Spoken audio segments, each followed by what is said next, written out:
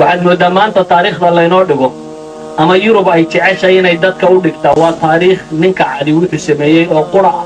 haddii dagaaladii dunida ka dhacay laga warramayo wixii Yurub ka dhacun baa la yidhaahdaa waa dagaaladii dunida. World War, Second World War, First World War, waxaa la sheegoo dhami waa wixii Yurub ka dhacay. haddii dunida kale laga warramana waxaa la yidhaahdaa berigii hebel uu Maraykanka soo helay iyo berigii uu hebel soo helay Afrika. Maraykan ummad baa deganayd xadaaradna way lahayd. waa loo tegay dad meesha deganay lama soo helin nimankii halkan jooguun baa soo arkay meel kaloo degan yihiin oo dabeetana way ku duuleen oo way qabsadeen. laakiin waxaa loo dhigaa berigii Columbus halkeer soo helay iyo Afrika berigii la soo helay. Afrika lama soo helin dad nool bay ahaayeen. slave trade-kana maqasheen la qaadeen ummad dhan oo muslima bay ahaayeen. dad lagu qadaro 100 milyan ilaa 200 milyan oo muslim oo madow baa la qaaday. boqolkiiba 10 baa ka gaadhay Maraykan. dad 180 milyan lagu qiyaasaba ku geeriyooday. rarkii oo qura sida hargaha loo rari jiray. xadaaradda la leeyahay ilbaxnimay soo gaadhsiisay waxay keentay 180 milyan oo qof inta la dilo 10 milyan hadhay in qasab lagaga bedelo magacyadii iyo diinta ay rumaysnaayeen. oo hadda qaar ka mid intay hambaabireen ay qoreen waa wada akhriday baafinaya buug la yidhaahdo The Roots. wax kale ma sheegayeen nin un baa wuxuu tilmaamayaa asalkiisii meeshu ka yimid iyo inuu nin muslimo inta laga xoog batay la soo qafaalay oo Maraykan la keenay uu ahaa.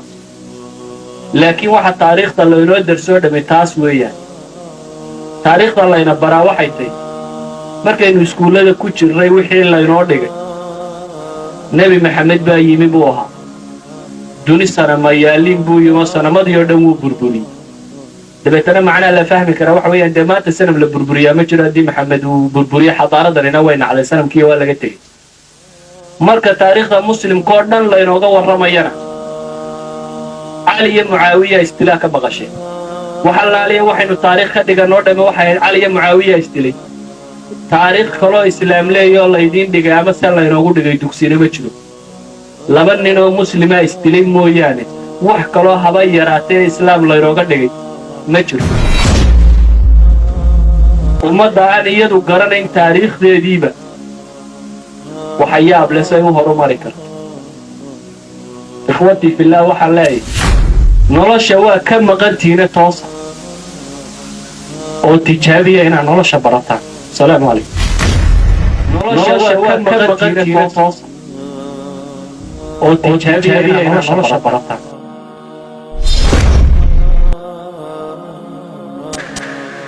nolosha waa ka maqantiina toosa oo tijaabiya inaad nolosha barataan.